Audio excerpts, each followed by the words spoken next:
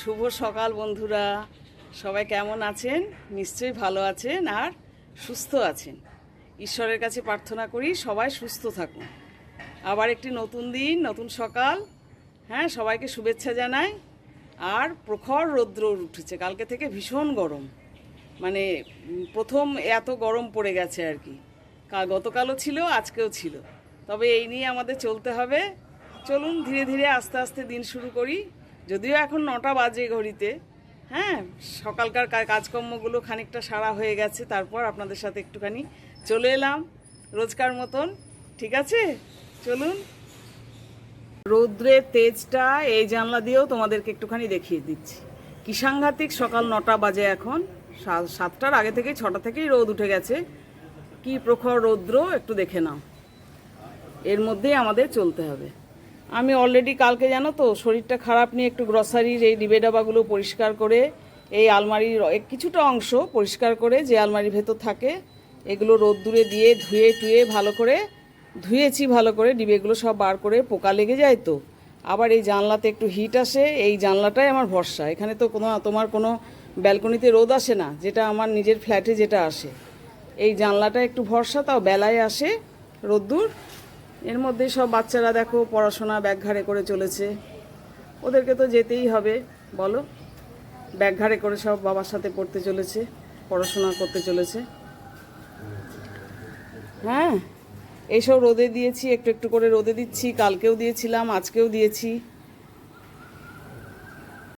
দেখো বন্ধুরা, কি সাংঘাতিক প্রখর রৌদ্র, প্রচণ্ড রোদ উঠেছে। আরে কাঠফাটা, মানে সকালবেলা 7টা থেকেই সাংঘাতিক রোদ্দুর, তারও আগে থেকে রোদ্দুর। ভেবেছিলাম একটু ছাদে উঠবো, অনেকদিন ছাদে উঠিনি, দেখি উঠবো সময় সুযোগ পেলে। তবে এত রোদ্রে শরীরটাও তো আমার বিশেষ ভালো না, তোমরা তো জানো। এত রোদ্রে উঠতে আর সাহস পেলাম না। কালকে এই সব আম গাছ থেকে অনেক আম লোক এসে অনেক ঝুরিয়ে নিচ্ছিল, জানো তো, যাদের এই কোম্পানির গাছ আর কি, তাদের সব লোকজন দিয়ে আমগুলো সব বাড়ি মেরে মেরে যেগুলো পড়ছিল সেগুলো সব ঝাড়ানো হচ্ছিল। হ্যাঁ, টপাস টপাস খটাস খটাস করে খুব সাউন্ড হচ্ছিল। দেখো কত রোদ্দুর। সেই রাস্তা অনেক দিন পর তোমাদের সাথে শেয়ার করছি। সেই পথ। ঠাকুরের পুজো পাঠ সব কমপ্লিট হলো, ঠাকুরকে জল দেওয়া কমপ্লিট। এইটি হয়ে গেলে পরে মনের একটা প্রশান্তি, যে না, একটা বড় কাজ আমাদের কমপ্লিট হয়ে গেছে। হ্যাঁ, জয় গুরু, ঠাকুর রক্ষা করো ঠাকুর। এবার ব্রেকফাস্ট করার পালা, এবার ব্রেকফাস্ট করব আমরা। জয় গুরু, জয় গুরু, জয় গুরু। মিস্টার ব্যানার্জি স্নান, পুজো, ব্রেকফাস্ট কমপ্লিট হয়ে গেল। এবার জুতো পড়ছে, আবার সেকেন্ড রাউন্ড অফিসে চললেন উনি। আজকে প্রচণ্ড রোদ গরম একদম, তাই আমি বলছি এই রোদ গরমে তুমি একটু ছাওয়ায় ছাওয়ায় থেকো। কিন্তু চাকরি জিনিস, সেটা কি আর হয়? সেটা কি কোনোদিন সম্ভব হয় ছাওয়ায় ছাওয়ায় থাকার? তাই উনি বলছেন আর তাকাচ্ছেন আমার দিকে। হ্যাঁ, বলছে এটা হচ্ছে চাকরি, এখানে ছাওয়ায় ছাওয়ায় থাকবো বললে হয়? দৌড়াদৌড়ি, এ অফিস ওই অফিস, এটাই তো কাজ, এটাই তো করতে হবে। প্রয়োজন পড়লে পরে বাইরে যেতে হবে, হাইকোর্টে যেতে হয়, হাওড়া কোর্টে যেতে হয়, আদার্স অফিসিয়াল কাজ থাকলে অফিসে, অন্য অফিসে যেতে হয়, বাইরের অফিসে। কাজই এর নাম চাকরি, এটা কি আর ছাওয়ায় ছাওয়ায় থাকবো বললে হবে? হ্যাঁ, বলতে বলতে উনি খানিকটা গজগজ করতে করতেই বলে, কি বোকার মতন কথাবার্তা বলো এগুলো সব। বলতে বলতে উনি রওনা হয়ে গেলেন। সকালে বাজার করে একটুখানি ঢোকে, ভোরবেলায় তো একবার রাউন্ডে যায়, তোমরা তো সবাই জানো। লিকার চা খেয়ে যায়, এসে দুধ চা খায়, দুধ চা খাওয়ার পরে একটু ঘামটা শুকিয়ে নিয়ে তারপর স্নান, পুজো, ব্রেকফাস্ট সেরে, খুব হালকা পাতলা আজকে ব্রেকফাস্ট করেছি, ভীষণ হালকা ব্রেকফাস্ট করে উনি যথারীতি অফিসে আবার রওনা হয়ে গেলেন। আবার লাঞ্চে দেখা হবে, লাঞ্চে আসবেন। হ্যাঁ, তোমরা তো সবাই জানো লাঞ্চে চলে আসে। লাঞ্চ করার পর তারপর আবার অফিসে যেতে হয়। আবার রাত্রিবেলায় যখন ফেরেন তখন আবার কিছু বাজার হাতে করে ফেরেন। উনি ভালো থাকলেই আমি ভালো থাকবো, তাই না বলো? হ্যাঁ, যার জন্যই এত ঝামেলা বহন করা, এদিক ওদিক করা, সব কিছু ওনার জন্য। উনি ভালো থাকলেই আমি ভালো থাকবো। আমরা তো লাঞ্চ শুরু করে দিয়েছি, আমি এখনো শুরু করিনি। মিস্টার ব্যানার্জির উচ্ছে সেদ্ধ দিয়ে খাওয়া হয়ে যাচ্ছে। আর একটা সবজি করেছি, বিভিন্ন রকম সবজি যেগুলো ছিল ফ্রিজে তাই দিয়ে, আর শসা কেটে দিয়েছি, আর একটু চিকেন ছিল। একদম জাস্ট 1 টেবিল স্পুন তেল দিয়ে খুব কম মশলায় চিকেনটা করেছি। আজকে প্রচণ্ড গরম, আর আজকে একটু সকাল সকালেই আমরা খেয়ে নিচ্ছি লাঞ্চ। দেখো কেবল 1:30 বেজেছে এর মধ্যেই, কেননা বেলা করে খেলে পরে আবার আমার তো শরীরটা ভালো না, হ্যাঁ, কাজে হজমের প্রবলেম হয়ে যাবে। কি গো, মেনু দেখে কি নাক ছিটকানোর মতন? আমার তো ভালো লাগলো উচ্ছেটা। ভালো লাগলো উচ্ছে সেদ্ধ? ভাজার থেকে আমার এটা ভালো লাগে। হ্যাঁ, উচ্ছে কুমড়ো ভাজাটা আমার একটু ভালো লাগে। রোজ রোজ একই রকম সেদ্ধ ভালো লাগে না। আর চিকেন কিন্তু একদম স্ট্রু ঝোল করেছি, একদম অল্প করে, অল্প মাত্রায়। খাই আগে। হ্যাঁ, খাও। অনেক দিন পর দেখো বন্ধুরা, অনেক দিন আসা হয়ে গেছে আমার এখানে, তবুও ছাদে উঠতে পারিনি। কিছু না কিছু তো সমস্যায় জর্জরিত হয়ে আছি, তোমরা তো জানোই। আজকে একটুখানি জোর করেই ছাদে উঠলাম, জানো।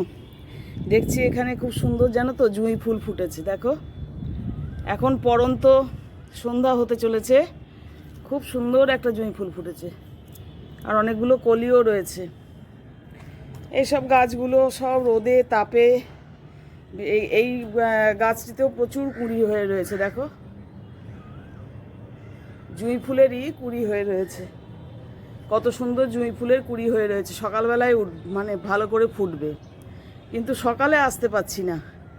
পুঁই গাছের ডাল দেখছি ছোট ছোট সব লাগিয়েছে, বড় পুঁই গাছটা নেই, ওটা কেটে ফেলেছে। হ্যাঁ, অনেকগুলো পুঁই গাছ লাগিয়েছে দেখছি, এগুলো পুঁই গাছই সম্ভবত, কি জানি না, অন্য কোনো গাছ মনে হচ্ছে, বোধহয় পুঁই গাছ। অপরাজিতাগুলো রয়েছে, এখনো জল পায়নি, এরা রোদে তাপে সব মলিন হয়ে রয়েছে।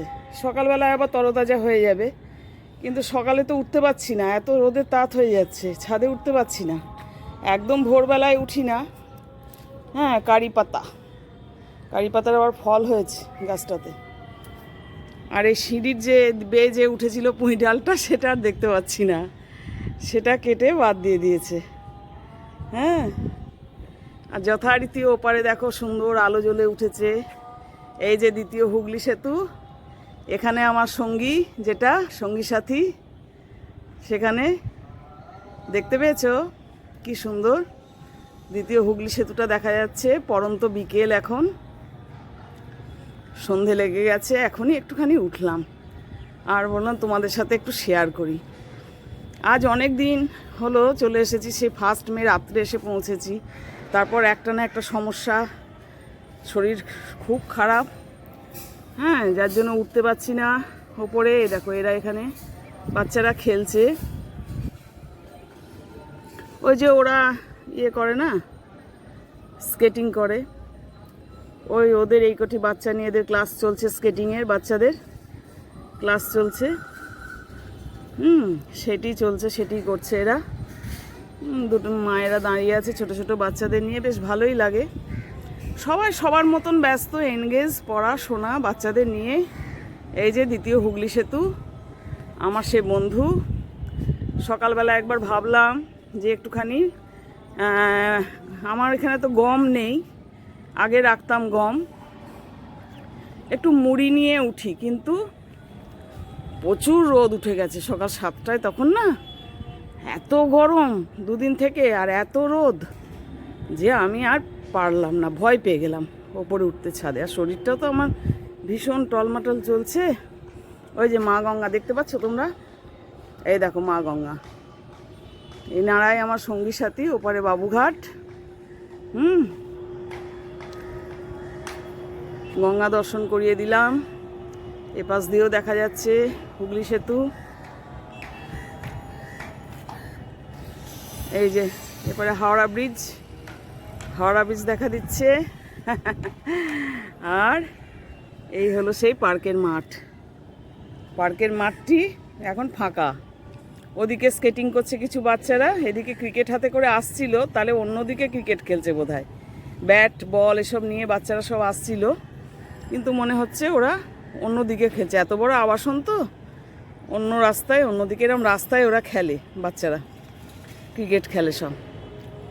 আর ওই যে ফর্শ রোড দিয়ে গাড়ি চলেছে, ব্যস্ততম রাস্তা, ফরসর রোড। ওই দেখতে পাচ্ছ একটুখানি ফাঁক দিয়ে গাড়ি চলেছে। এদিকে আসাও হয়নি আর তোমাদের সাথে শেয়ারও করা হয়নি। আমি নিজেই উঠতে পারিনি ছাদে। সকালবেলাটায় খুব উঠতে ইচ্ছা করে, কিন্তু সকালবেলাতে 6:30 থেকে একদম রোদ্দুর। আর এই দুদিন থেকে তো এত গরম পড়েছে যে মানে শান্তিতে ঘরের মধ্যে রান্না করা বা কোনো কিছু করা খুব কঠিন ব্যাপার হয়ে রয়েছে।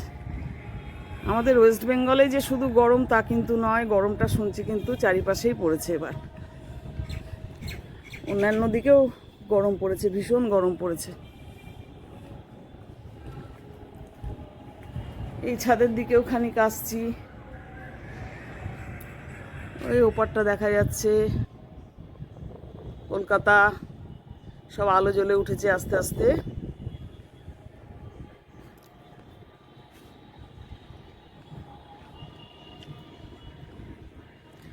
হাঁটার ক্ষমতা নেই, তবু একটু হাওয়া দিচ্ছে একটা। হাওয়ার মধ্যে ঠান্ডার ভাবটা খুব কম, গরম হাওয়া বইছে, ঠান্ডার ভাগটা খুবই কম। এবার সব দিকেই খুব গরম পড়েছে, শুধুমাত্র আমাদের যে তা নয়। হ্যাঁ, এই দেখো ওরা সব স্কেটিং করছে, দেখেছো বাচ্চারা কি সুন্দর। স্যারটি এসেছেন, ওরা প্র্যাকটিস করছে স্কেটিং। আমি ওই জানলা দিয়ে টুকি মেরে একটুখানি দেখি নিচে, আমার ঘরের জানলা দিয়ে ওদেরকে, এটাই ভালো লাগে। আর কি করব বলো, একা সারাদিন।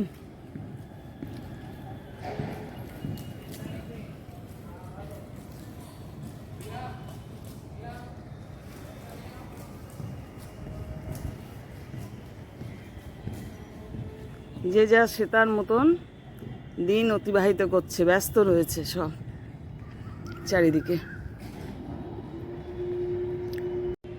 দুটো চক্কর মনকে খুব শক্ত করেই মেরে নিলাম। মুখে জোয়ান নিয়ে উঠেছি, জোয়ান খাচ্ছি। হ্যাঁ, মনটাকে শক্ত করেই দুটো চক্কর মেরে নিলাম, তোমাদের সাথে একটু শেয়ারও করে নিলাম। হ্যাঁ, কালকে যাব আমার ওই হার্টের ডাক্তারকে যেখানে দেখিয়েছিলাম। উনি তো বললেন যে সব ECG report, others blood report দেখে যে হার্টের কোনো সমস্যা নেই, আপনি একটা জেনারেল ফিজিশিয়ান দেখিয়ে নিন। তো জেনারেল ফিজিশিয়ানও আছে এখানে, হাওড়া। তো কাল বুকিং করা হয়েছে আগামীকাল সন্ধ্যাবেলায় ওনার বাড়িতে গিয়ে দেখানো হবে কেন এই পিঠের ব্যথা আর বুকের ব্যথাটা কেন হচ্ছে বাঁ দিকে। দেখা যাক উনি আবার কি বলেন। হ্যাঁ, এই হচ্ছে ঘটনা, আমার গল্প। কালকে যাব। ঠিক আছে, আজকের ব্লগটি তাহলে কিন্তু আমি এখানেই শেষ করে দিলাম। তোমরা কিন্তু দেখো, ভালো থেকো আর সুস্থ থেকো, সাবধানে থেকো। আবার নিশ্চয়ই আরেকটি ব্লগ নিয়ে আসবো। নিচে যাই, গিয়ে এবার সন্ধেবাতিটা করি। ঠিক আছে, আমাদের এখানে মন্দিরে তো সন্ধেবাতি হয়ে গেল, ওই বাজনা বাজিয়ে করে কারেন্টের, ওটা বাজছিল, ওটা হয়ে গেল। এবার আমি যাই। সবাই ভালো থেকো, আমার সাথে থেকো। হ্যাঁ, কেউ আমার সাথ ছেড়ো না। আলাপি মন চ্যানেলকে একটু ভালোবাসা দিও সবাই, আর ব্লগগুলি দেখো প্লিজ। ঠিক আছে, টাটা।